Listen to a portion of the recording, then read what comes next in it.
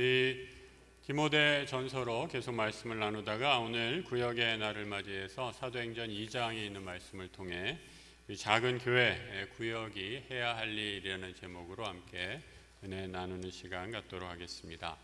이제 곧 10월이 다가오고 오늘 9월의 마지막 주 구역의 날로 모여서 예배 드리고 있습니다. 우리 신앙 공동체의 가장 작은 단위가 가정이라고 한다면 요즘에는 이제 1인 가구들이 아주 급격히 많이 늘어나고 있죠. 그래서 1인 가구들을 생각하면 어찌 보면은 우리 혈육보다 이 교회 식구들을 더 많이 만나는 그런 시대를 우리가 오늘 살고 있습니다. 그래서 우리 이 자리에 계신 모든 분들이 영적인 가족이다라는 생각을 합니다. 우리 옆에 전우좌우 보시면서 우리는 믿음 안에서 하나 된 가족입니다. 한번 이렇게 인사 나누시기 바랍니다. 여러분, 작은 구역 모임과 같은 교회로 시작된 우리 기독교가 지금 전 세계 인구가 한 71억 정도 된다고 하는데 그 가운데 기독교 인구가 한 26억 정도 된다고 합니다. 참으로 놀라운 성장을 보인 거죠. 그렇게 작은 모임에서 시작한 교회가 어떻게 이렇게 세계에서 가장 많은 종교 인구를 거느린 우리 기독교 생명의 종교로 성장할 수 있었을까 한번 생각해보고 오늘 그 초대교회의 모습, 처음 교회가 시작할 때의 모습을 살펴보면서 오늘 우리가 구역 모임을 통해서 해야 할 것들을 한번 같이 생각해보는 시간 갖도록 하겠습니다. 교회의 작은 모임, 구역의 시작, 사도행전에서 이렇게 시작을 하고 있죠. 42절입니다. 그들이 사도의 가르침을 받아 서로 교제하고 떡을 떼며 오로지 기도하기를 힘썼다라고 말씀합니다. 이 작은 구역 모임과 같은 교회는 가르치고 교제하고 떡을 떼며 기도하기를 힘쓰는 모임이었다라고 말씀합니다. 여러분, 무엇을 배우는가가 중요합니다. 우리가 세상의 지식을 배우는 곳을 학교라고 하죠. 또 요즘에는 학교의 역할과 더불어서 학원의 역할도 굉장히 커지고 있는 것 같습니다. 그런데 여러분, 교회는 어떠한 곳입니까? 교회도 배우는 곳인데 하나님의 말씀, 예수의 말씀을 배우는 곳이 교회입니다. 무엇을 배우는가가 그만큼 중요하다라는 거죠. 초대교회에 예수의 말씀을 전하는 스승들이 있었습니다. 12사도라고 하죠. 예수님과 함께 말씀을 전하고 예수의 죽음과 부활을 전파했던 사람들, 예수의 12사도들입니다. 그 사도들에게서 말씀을 배우고 예수님이 하신 음성들을 들었던 교회는 그 가르침을 잘 증거했던 것입니다. 그래서 무엇을 배우는 것이 얼마나 중요한지 모릅니다. 잘못 배우고 잘못 가르치면 우리의 신앙이 병들게 되기 마련입니다.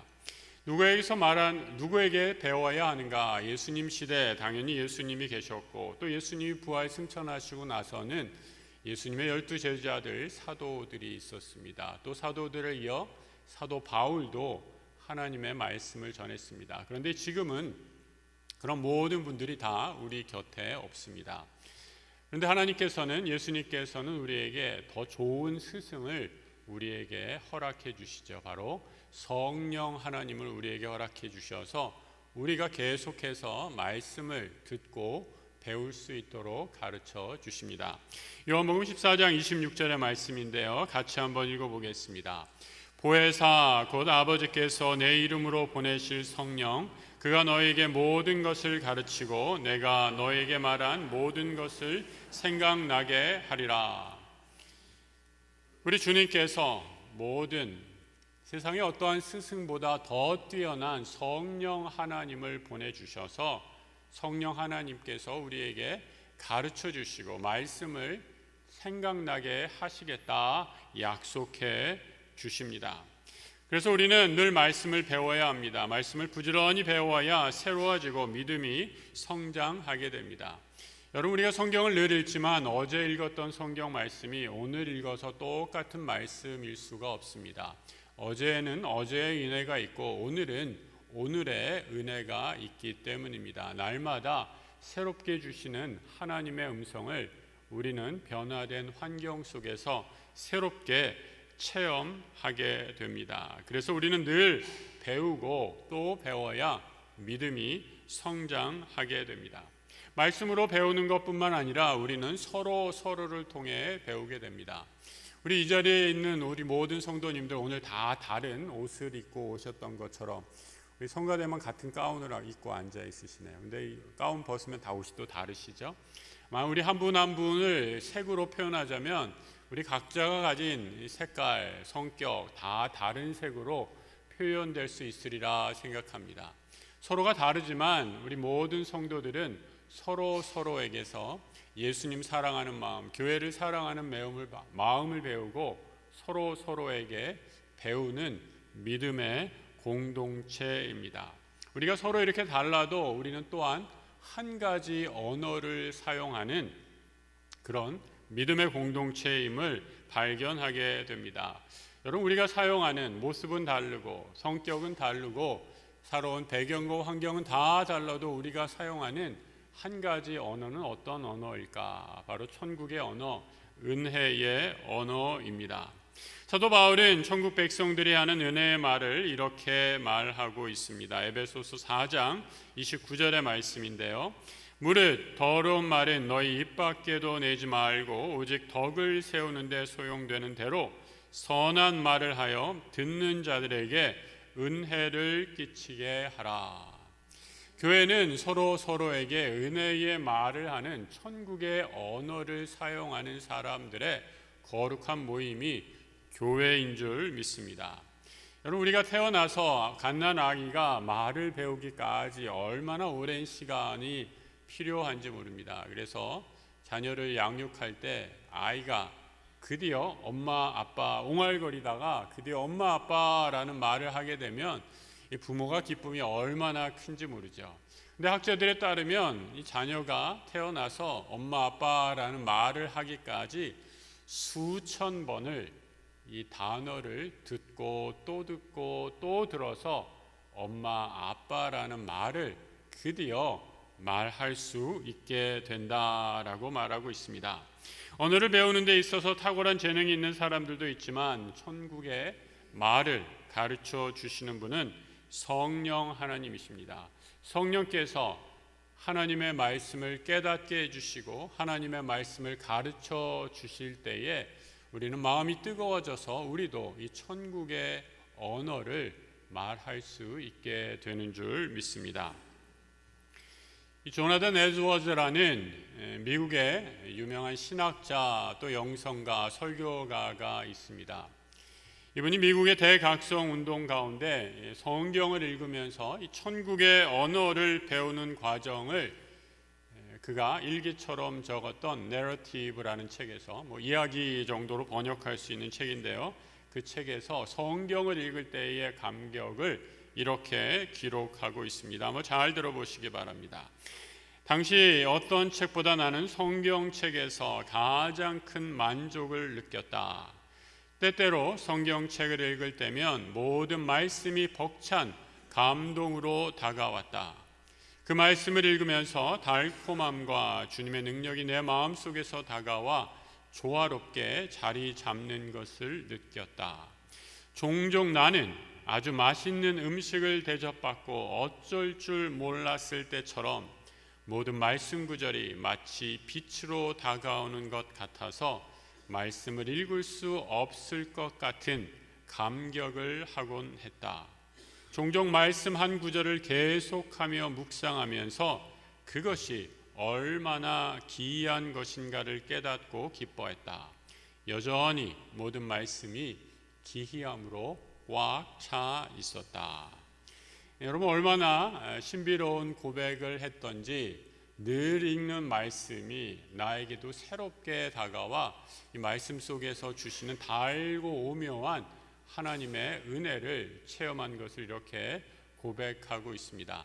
바라기는 우리 구역에서 서로 말씀을 나누고 그 말씀의 은혜의 증거들을 나눌 때마다 하나님 말씀의 깊고 오묘한 증거들이 풍성하게 나눠지는 우리 모든 약수의 구역 예배 모임이 되기를 우리 주님의 이름으로 축복합니다. 작은 구역 정도였던 초대 교회는 또한 돌봄의 교회 공동체였습니다. 서로를 돌보았다. 작은 모임이지만 서로의 사정을 알고 어려운 일이 있을 때 입으로만 도운 것이 아니라 실제적인 도움을 주고 나누며 섬기는 공동체였다라는 거죠. 이 코이노니아라는 뜻, 섬기며 도와주는 것을 의미합니다.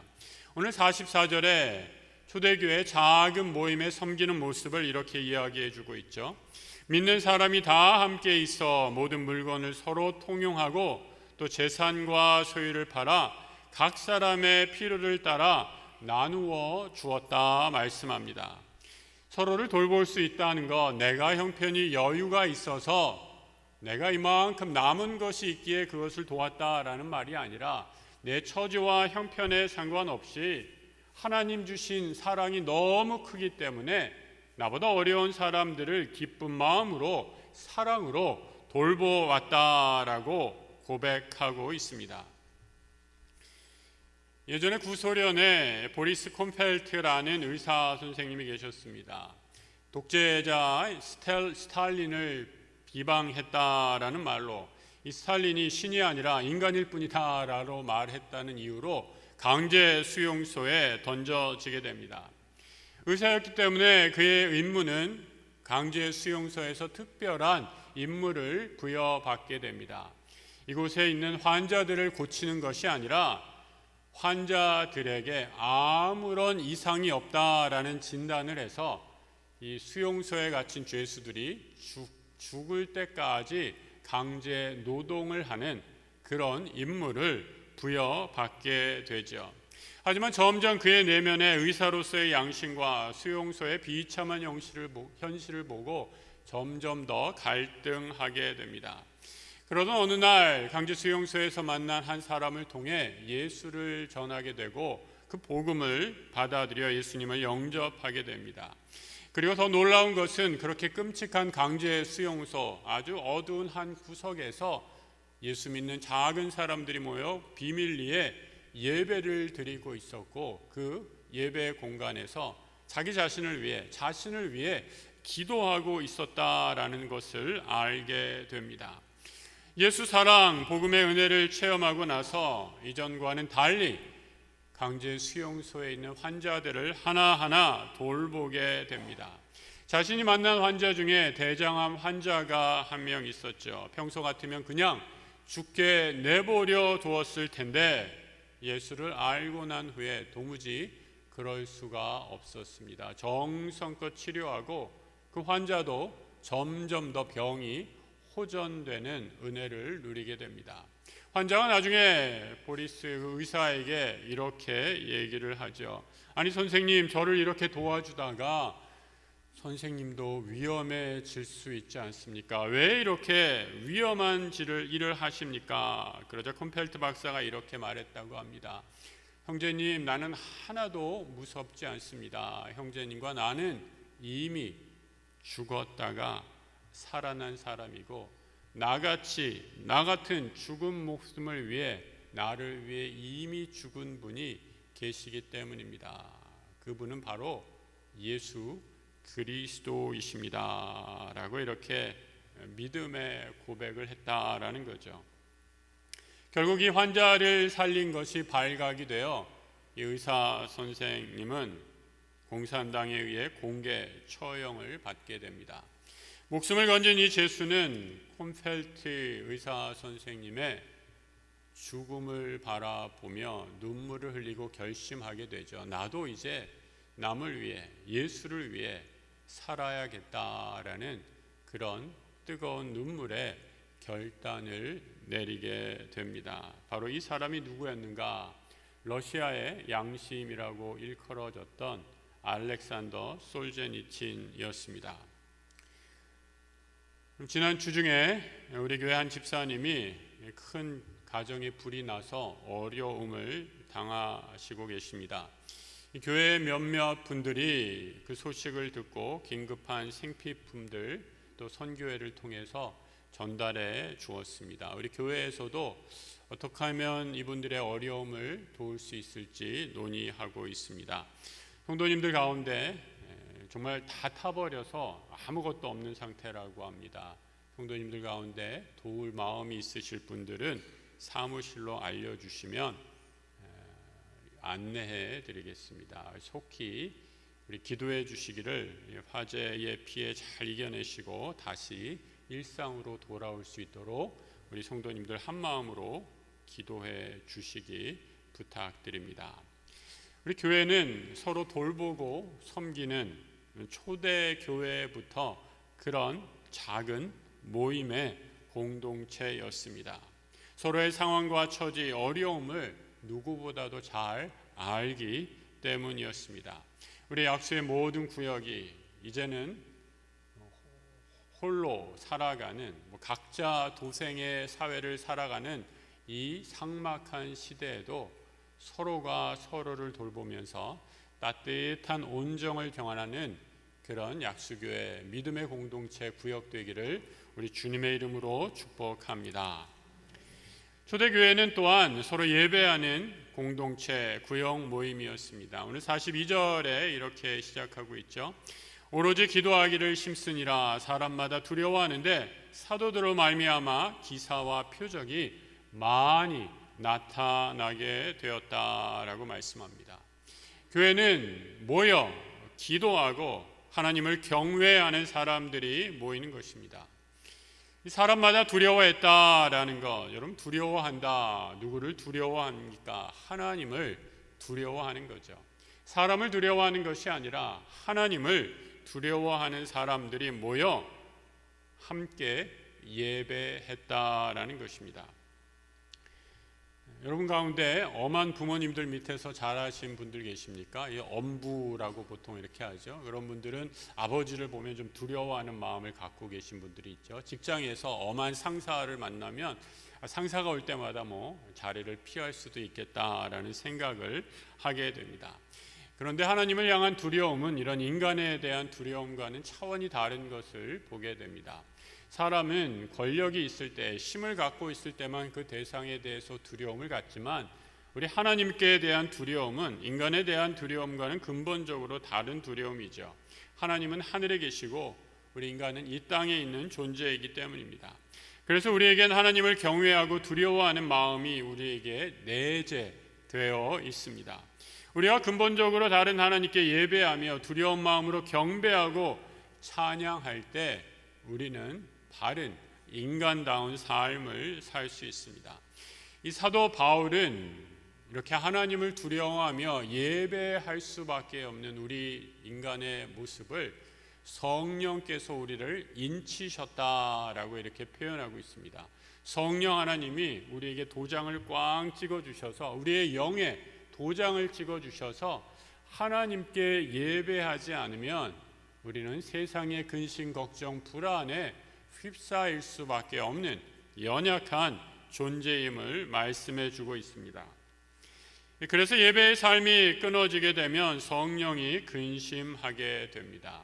그래서 여러분 구역 모임 때 반드시 하셔야 할 것 구역 예배입니다. 모임은 얼마든지 세상의 동호회, 취미가 같은 분들과 모일 수 있습니다. 하지만 우리 구역이 모이는 이유는 예배하기 위함입니다. 여러분 예배의 가장 중요한 요소들 꼭 지켜서 구역 모임을 통해 이루시기 바랍니다. 말씀을 나누시고요. 말씀을 들었다면 또 헌금을 통해 우리의 감사를 표현하시기 바랍니다. 그래야 하나님과의 소통이 막히지 않고 계속적인 영적인 교류가 일어나기 때문입니다. 말씀의 풍성한 은혜를 받고 하나님께 드리는 감사를 통해 하나님과 온전한 소통을 통해 구역 안에서도 신령과 진정으로 예배하는 우리 약수의 모든 구역 예배 되기를 축복합니다. 마지막으로 이 교회 구역과 같은 작은 모임은 전도하는 모임이었습니다. 말씀을 배우고 서로 돌보고 예배할 때 일어나는 역사 47절입니다. 하나님을 찬미하며 또 온 백성에게 칭송을 받으니 주께서 구원받는 사람을 날마다 더하게 하셨다라고 말씀합니다. 날마다 구원받는 사람을 거하게 하신 분, 그 분은 누구십니까? 바로 우리 주님, 주께서 그렇게 하셨다라고 말씀합니다. 우리가 모일 때 우리 주님이 함께 하십니다. 우리가 모이는 구역 모임을 통해 병든 자가 고침을 받고 몸이 아픈 자가 치유되며 마음이 상한 자가 위로를 받고 회복되는 역사, 우리 주님께서 오늘 우리 구역 모임에도 변함없이 행하시는 은혜의 역사입니다. 그 은혜를 맛본 사람은 작은 교회인 구역에 모여 날마다 그 구원의 은혜를 증거하는 기쁨을, 사명을 누리게 됩니다. 성도 여러분, 지금 한국교회는 심각한 정체 위기라고 하죠. 인구가 감소하고 있습니다. 그런데 여러분 꼭 기억할 것이 하나가 있습니다. 인구가 감소했다고, 또 교회가 위기를 맞이했다고 하나님이 구원할 영혼들이 줄어난 것입니까? 저는 그렇지 않다고 생각합니다. 오히려 방황하고 또 세상에서 삶의 의미를 찾지 못해 이리저리 헤매는 영혼들이 더 많아진 세상을 살고 있지 않나 생각합니다. 홍수로 물은 넘쳐나지만 먹을 물이 없어 가란 심령들이 여기저기에서 탄식하고 있는 모습을 보게 됩니다. 개인뿐만 아니라 우리 공동체, 사회가 점점 더 이런 하나님 나라의 복음에 목말라 하고 있는 것을 보게 됩니다. 바라기는 우리 작은 교회인 구역을 통해 하나님께서 지금도 찾으시는 이런 양들을, 이런 영혼들을 구원하는 은혜의 역사가 일어나기를 기도합니다. 성령 하나님은 단 한순간도 우리 곁을 떠나지 않으시는 분입니다.